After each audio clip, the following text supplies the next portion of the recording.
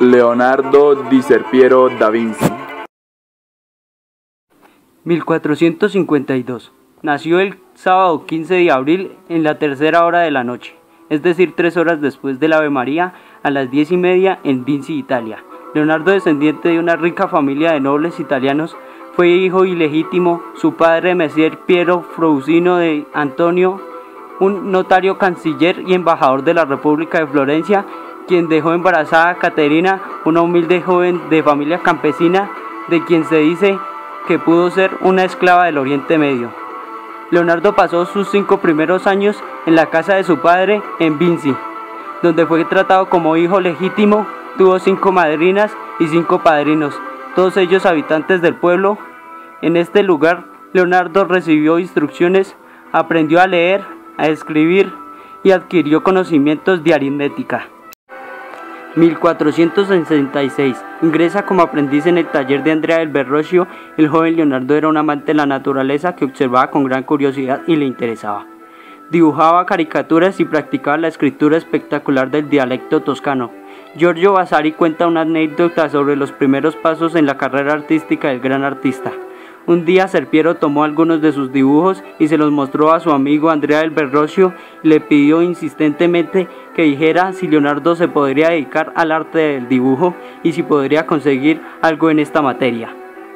1470. Leonardo se ocupó de un anhelo personal y compartido por otras mentes aventureras de todos los tiempos, entonces inconcebible: el sueño de volar sirviéndose de una máquina.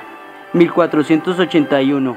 Solicita a Ludovico el Moro entrar en su servicio como ingeniero, inventor, arquitecto y artista.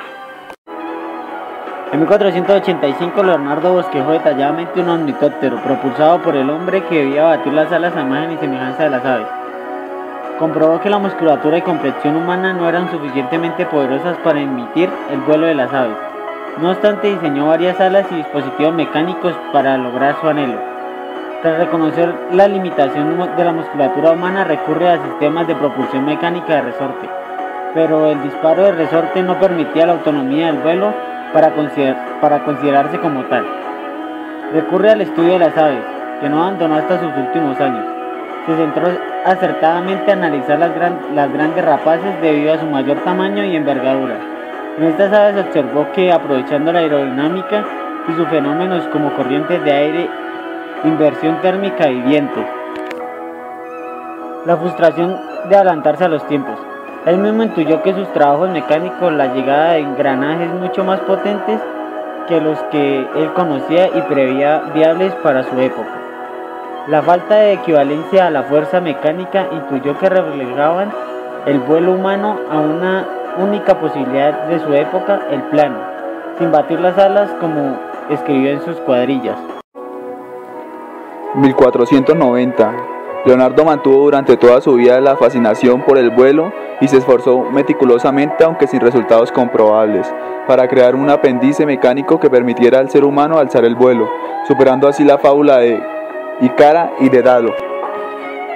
Además de sus detallados dibujos anatómicos de distintas aves, Leonardo diseñó, al menos sobre el papel, distintas máquinas voladoras, entre ellas artilugios similares a un helicóptero, un ala delta, un paracaídas o el utópico ornitóptero, un armazón imitando el diseño de las aves que el individuo debía maniobrar batiendo las alas.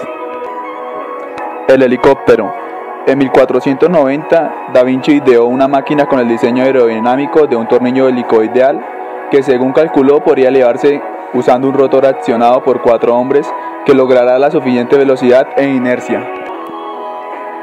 El diseño tenía un error de base que él mismo habría subsanado realizando modelos a pequeña escala. El diseño de la hélice habría ofrecido resistencia de penetración y no de sustentación. El planeador, precursor del ala delta, observando las grandes aves rapaces, concluyó acertadamente que a falta de motor, el vuelo tecnológicamente más viable residía en el planeo, sin batir las alas. Concibió artilugios muy similares al ala delta moderno, una ligera estructura similar a la de un ala desplegada, con ligeros nervios de sustento, emulando la estructura de huesos y cartílagos en las extremidades de las aves de mayores dimensiones. El paracaídas. Tras analizar la importancia de la resistencia del aire, las corrientes y la situación atmosférica, Leonardo esbozó el precursor de un paracaídas, aunque de estructura cónica su diseño habría funcionado del modo planeado. Ornitóptero. En 1485 dibujó un ornitóptero que debía ser propulsado por el conductor y único pasajero, que se introducía en un armazón y accionaba con sus brazos dos extensiones laterales a modo de alas, de un modo similar al uso de remos en una pequeña embarcación. La musculatura humana, comprobó, no era lo suficiente potente y versátil en relación a la masa y envergadura del cuerpo humano, cuya anatomía conocía con profundidad. Diseño biomimético de alas.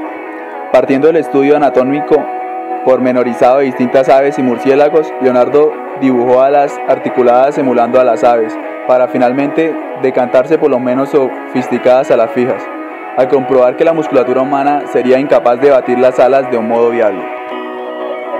En sus alas de una pieza perfeccionó los materiales usados livianos y resistentes como los empleados en la navegación, sabiendo que la ligereza y resistencia al viento eran los aspectos cruciales del vuelo viable en su época, el planeo, sin batir las alas, como él mismo apuntó.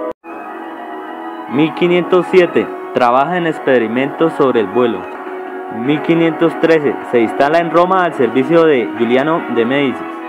Empieza su tratado sobre el arte de pintar. 1516.